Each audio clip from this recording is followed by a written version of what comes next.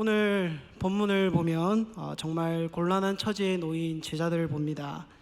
한 아버지가 귀신 들린 아들을 제자들에게 데리고 왔지만 정작 제자들은 아무리 해도 이 귀신을 내쫓을 수 없었던 것입니다. 하필 예수님이 없을 때 닥친 일이라서 어쩔 수 없었겠거니라고 생각할 수 있지만 제자들은 이미 예수님으로부터 귀신을 제어하는 권능을 받았습니다. 마가복음 6장 7절에 12 제자를 부르사 둘씩 보내시며 더러운 귀신을 제어하는 권능을 주시고, 또 누가복음 9장 1절과 2절에도 예수께서 12 제자를 불러 모으사 모든 귀신을 제어하며 병을 고치는 능력과 권위를 주시고 하나님 나라를 전파하며 앓는 자를 고치게 하려고 내보내시며 말씀하고 있습니다. 실제로 제자들은 이 권능을 가지고 귀신을 쫓아내고 병을 고치는 등 이적과 기사를 통해 복음을 효과적으로 전할 수 있었습니다. 따라서 제자들이 귀신을 쫓아내는 것은 마치 경찰이 범법자를 제어하는 권을 가진 것이 마냥 동일한 일, 마땅한 일이었습니다. 그런데 이번에는 어떻게 된 일인지 귀신을 쫓아낼 수 없었습니다. 생각해 보십시오. 14절을 보면 큰 무리가 제자들을 둘러싸서 귀신을 쫓아내나 못 쫓아내나 주목하고 있습니다. 제자들도 자신들에게 집중된 이목을 의식하며 자신만만하게 축귀를 시전하지 않았겠습니까? 그런데 웬걸 아무 일도 일어나지 않습니다. 아무리 다시 시도해도 아이에게 들린 몹쓸 귀신이 떠나가기는커녕 점점 사람들의 웅성웅성대는 소리에 휩싸여서 식은땀이 흐르는 등 당혹감을 감출 수가 없었습니다. 이런 공경에 처한 제자들에게 갑작스런 예수님의 등장은 얼마나 놀랍고 반가웠을까요? 그래서 15절을 보면 온 무리가 곧 예수를 보고 매우 놀라며 달려와 문안하거늘 말씀하고 있습니다. 온 무리라고 말씀하고 있는데 어디 제자만 했겠습니까? 누구보다 제자들이 정말 다행이다 라고 가슴을 쓸어내리고 예수님을 반겼을 겁니다.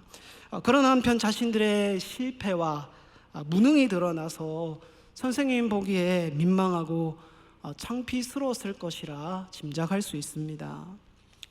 왜 제자들은 귀신을 쫓아내지 못한 것일까요? 예수님으로부터 귀신을 제어할 권세를 받았음에도 불구하고 왜 이번에는 그 권세가 작동하지 않은 것입니까? 당사자인 이 제자들도 답답하여서 그 이유를 묻는 장면이 28절에 나옵니다. 우리가 말씀을 통해서 그 이유를 살펴보고 우리를 위한 교훈으로 삼기를 바랍니다. 단도직입적으로 제자들이 귀신을 쫓아내지 못한 이유는 믿음 없음 때문입니다. 예수님의 한탄 어린 말씀을 들어보십시오. 19절입니다. 우리 함께 읽도록 하겠습니다. 대답하여 이르시되 믿음이 없는 세대여, 내가 얼마나 너희와 함께 있으며 얼마나 너희에게 참으리요, 그를 내게로 데려오라 하시매. 한마디로 불신 때문이라는 것이죠. 믿지 않음, 불신 때문에 하나님의 능력이 나타나지 않은 것입니다.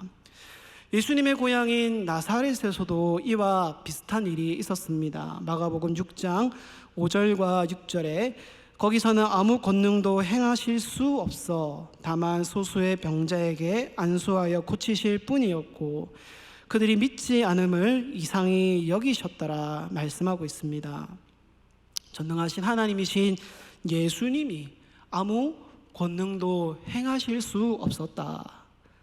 그 이유는 무엇이냐? 나사렛 사람들의 믿음 없음 때문이었다는 것입니다. 그러면 오늘 본문으로 넘어와서 여기 믿음 없음은 누구의 믿음 없음을 가리키는 것입니까? 제자들이죠. 예수님께서 한탄하시며 내가 얼마나 너희와 함께 있으며 얼마나 너에게 참으리요 라고 말씀하셨는데 그 주 타겟이 제자들임을 알 수 있습니다. 앞에서 언급한 것처럼 제자들은 예수님으로부터 귀신을 물리치는, 쫓아내는 권능을 받았습니다. 그리고 그 권능으로 실제로 귀신을 쫓아내기도 했습니다.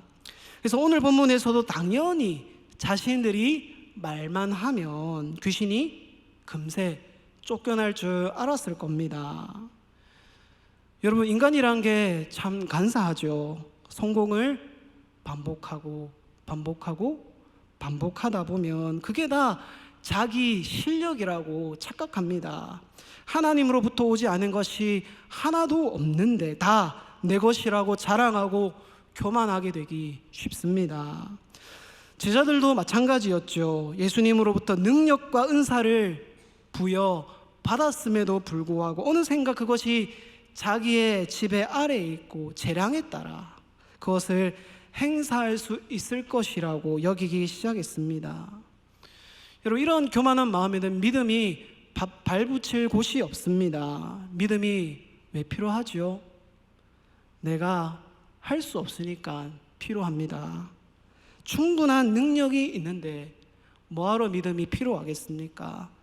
부족하고 가진 것이 없고 무능하다 느끼기 때문에 하나님을 믿는 것입니다.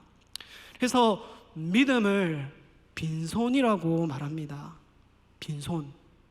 마치 거지가 한 푼 줍시오 하면서 자신의 비어진 손을 내미는 것처럼 아무것도 가진 것이 없음을 깨닫고 철저히 하나님께 매달리는 것이 참된 믿음이다라고 하는 것입니다.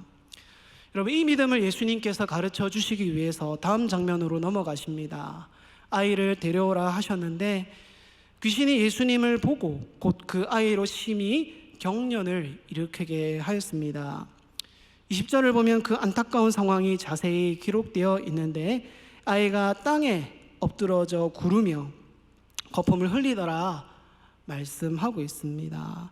간질의 증상과 비슷해 보입니다. 예수님 앞에 서니까 더 아이의 상태가 나빠진 것입니다. 여러분, 한번 상상해 보십시오.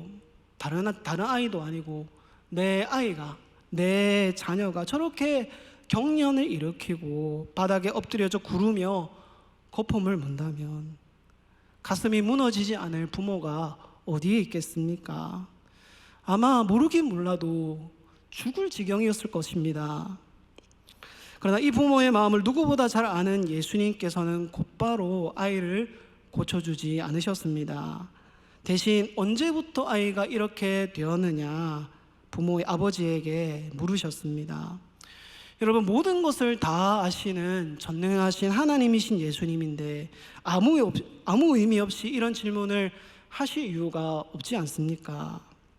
아버지의 대답을 보면 그 이유를 알 수 있는데 21절 말미와 22절을 보면 이르되 어릴 때부터니이다 귀신이 그를 죽이려고 불과 물에 자주 던졌나이다. 그러나 무엇을 하실 수 있거든 우리를 불쌍히 여기사 도와 주옵소서. 무엇입니까? 예수님께서는 아버지의 그 절망 어린 마음을 끄집어내시기 위해서 다음과 같은 질문을 하신 것이죠. 22절 중반에 그러나 무엇을 하실 수 있거든 우리를 불쌍히 여기사 도와 주옵소서. 무엇을 하실 수 있거든. 그야말로 지푸라기라도 잡는 아버지의 간절한 마음이 그대로 표출되고 있는 것입니다. 누가 그 마음을 알겠습니까? 어릴 때부터 아이가 귀신이 들려서 어디서든지 거꾸러져 거품을 흘리고 이를 갈고 파리에 질 뿐만 아니라 불이나 물에도 던져지는 것을 보면서 속이 시커멓게 타 들어가서 아무 희망도 아무 힘도 없는 그런 지경에 이르렀을 겁니다. 그나마 신락 같은 기대를 품고 예수님께 나아왔지만 제자들은 무능했고 예수님 앞에선 더 아이가 심한 경련을 일으키는 것을 보면서 없던 믿음도 쪼그라드는 그런 느낌이었을 겁니다. 아이가 낳기를 무엇보다 자기 생명과 맞바꾸어서라도 그렇게 되기를 간절히 바랐겠지만, 앞선 제자들의 실패와 또 더 심해진 아이의 상태를 볼 때에 확신을 갖기란 너무나 어려웠습니다. 그러나 우리 주님 이렇게 그 아버지에게 도전하십니다. 같이 23절 읽겠습니다. 예수께서 이르시되 할 수 있거든이 무슨 말이냐, 믿는 자에게는 능히 하지 못할 일이 없느니라 하시니. 아멘. 할 수 있거든이 무슨 말이냐, 믿는 자에게는 능히 하지 못할 일이 없느니라. 여러분 믿습니까? 믿음에 어떤 능력이 있어서가 아니라 믿음의 대상 되시는 하나님이 전능하시기 때문에, 그 하나님이 믿는 자 안에서 역사하시기 때문에 믿는 자에게는 능치 못할 일이 없는 줄 믿습니다. 이 생명의 말씀 앞에 아이 아버지가 이렇게 통렬하게 소리를 지릅니다. 함께 24절 읽도록 하겠습니다. 곧 그 아이의 아버지가 소리를 질러 이르되 내가 믿나이다, 나의 믿음 없는 것을 도와주소서 하더라. 내가 믿나이다, 내가 나의 믿음 없는 것을 도와주소서. 너무나 간절한 마음으로 내가 믿나이다 라고 했지만 자신의 믿음 없는 것을 깨닫고서는 불쌍히 여겨달라고 필사적으로 부르짖고 있는 것입니다. 이 믿음을 보시고 예수님께서는 귀신을 꾸짖으사 나가게 하시고 아이의 손을 잡아 일으키셔서 깨끗이 낫도록 하셨습니다. 할렐루야. 여러분 이것입니다. 나는 아무것도 아닙니다, 나의 믿음 없음을 도와주소서라고 간절히 기도하는 것이 참된 믿음에 이르게 되는 길임을 깨닫길 축복합니다. 이 믿음을 위해서 때로는 하나님께서 우리의 밑바닥을 보게 하실 때도 있는 것 같습니다. 제 첫째 딸 혜민이가 4살 때였나요? 여름 이맘때 열 경기를 심하게 했었습니다. 열이 40도까지 이렇게 오르는데 그때는 한 번도 이제 아이가 열 경기 하는 것을 보지 못해서 그냥 약 먹으면 열이 내리고 낫겠거니 그렇게 생각했었습니다. 그런데 아이가 갑자기 경기를 시작하는데 2-3시간 간격으로 그렇게 경기를 하는 것이었습니다. 급히 아이를 데리고 병원 응급실로 갔는데 얼마나 놀라고 이 멘탈이 흔들렸는지 모릅니다. 더구나 의사들은 대개 이 최악의 경우를 두고 말을 하지 않습니까? 이렇게 경기가 계속 지속되면 뇌파에 영향을 미칠 수 있다, 커서도 경련이 계속될 수 있는데 입원하여 검사하고 정신과 약을 처방해 보겠다라고 했습니다. 무너진 마음으로 하나님께 간절히 기도했죠. 도와달라고.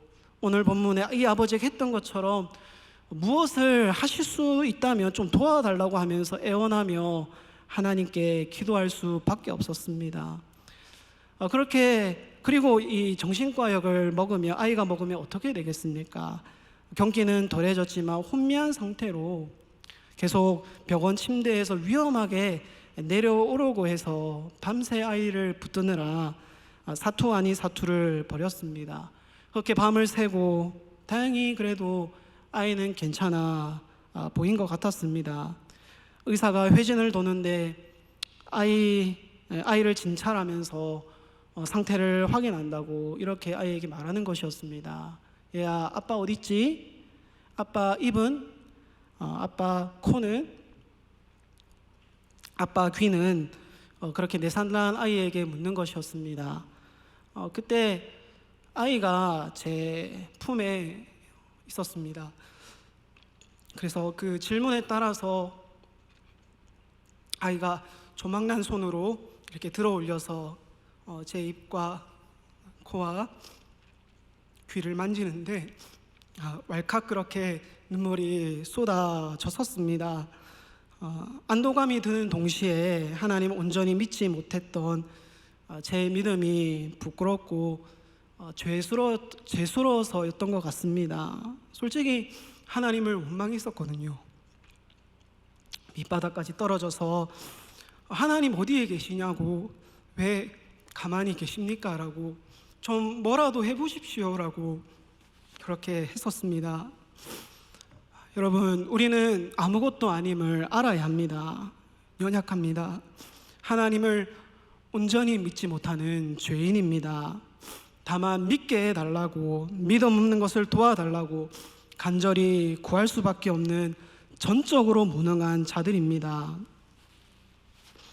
제자들도 이것을 깨달아야 했습니다. 아에게 들린 귀신을 쫓아내지 못했을 때 자기의 무능을 깨달으며 겸비한 마음으로 예수님을 기다릴 수 있어야 했습니다. 그런데 제자들은 어떻게 했습니까? 14절을 보면 서기관들과 변론했다라고 합니다.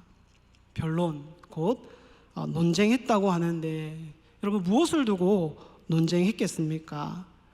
원인을 자신들 안에서 찾는 것이 아니라 다른 데 돌리려고 논쟁했겠지 않겠습니까?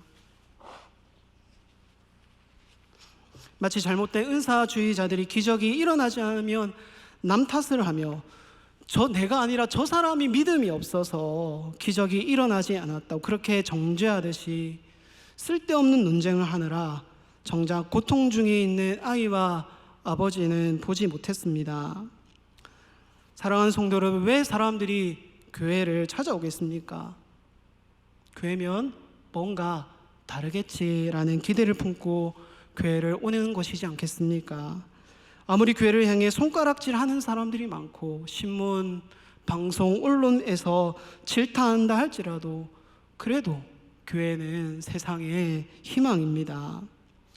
그러면 무엇으로 교회의 희망을 가지고 온 영혼들을 실망시키지 않을 수 있을까요? 안타깝게도 교회의 현실은 오늘 말씀에 나타난 제자들의 더 가깝다고 보아야 솔직할 것입니다. 우리가 무엇을 할 수 있습니까? 우리의 힘과 능력으로 육신적, 정신적, 영적으로 문제를 가진 사람들을 시원하게 할 수 있습니까? 가정에 닥친 환난으로 말미암아 벼랑 끝에 선 사람들을 일으켜 세울 수 있습니까? 우리가 다음 세대 하면서 아이들의 중요성은 인식하고 있는데 과연 우리의 능력으로 이 아이들을 변화시킬 수 있습니까? 겉보기에는 잘 크고 있는 것 같고 별 문제 없는 것처럼 보여도 그 속으로 들어가 보면 오늘 본문의 아이와 아버지처럼 해결할 수 없는 문제로 말미암아 고통으로 신음하는 가정들이 많습니다.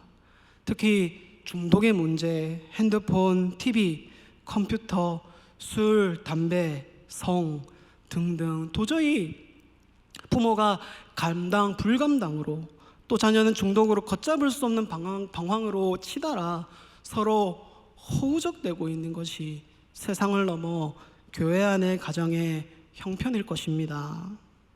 어찌해야 될까요? 애통해야 합니다. 우리는 아무것도 아님을 통감하면서 기도에 빈손을 들어 우리에게 믿음을 달라고 불쌍히 여겨달라고 간절히 구해야 하는 것입니다. 그래서 예수님께서도 우리는 어찌하여 그 귀신을 쫓아내지 못하였나이까? 라고 묻는 제자들에게 어떻게 대답하시죠? 기도 외에 다른 곳으로는 이런 종류가 나갈 수 없느니라 가르쳐 주셨습니다. 기도, 곧 아이의 아버지가 자신의 믿음 없음을 고백하며 도와달라고 한 이 간절한 기도가 제자들에게도 필요하다는 것을 예수님이 친히 깨우쳐 주셨습니다. 사랑하는 성도 여러분, 기도해야 합니다. 우리의 연약함, 무능함, 죄인됨을 고백하면서 믿음이 부족한 우리들을 불쌍히 여겨달라고 도와달라고 간절히 부르짖어야 하는 것입니다. 예수님이 친히 이 기도의 본을 보여주셨습니다. 겟세마네 동산에서 심한 통곡과 눈물로 간구와 소원을 올려 드리셨습니다. 내 뜻대로 마시고 아버지의 뜻대로 화옵소서라고 하나님 아버지의 뜻을 구하면서 철저히 낮아지셨습니다.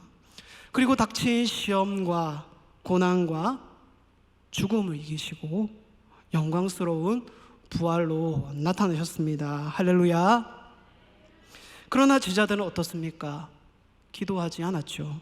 예수님께서 시험에 들지 않게 깨어 기도하라. 마음에는 원이로되 육신이 약하도다라고 말씀하셨지만 잠을 이기지 못했습니다. 말로는 주를 위해 죽겠다. 다른 사람들은 다 주를 버려도 나는 결코 버리지 않겠다. 부인하지 않겠다. 맹세했지만 어떻게 되었습니까? 예수님께서 잡히시던 그 밤에 모두가 뿔뿔이 흩어져 도망했고 베드로는 공개적으로 3번 예수님을 부인했습니다. 자신의 연약함을 깨닫지 못하고 기도하지 않으면 이렇게 철저히 실패할 수밖에 없는 것입니다. 그러므로 사랑하는 성도 여러분, 기도해야 합니다. 기도해야 됩니다. 간절히 기도하는 저와 여러분 되기를 축복합니다.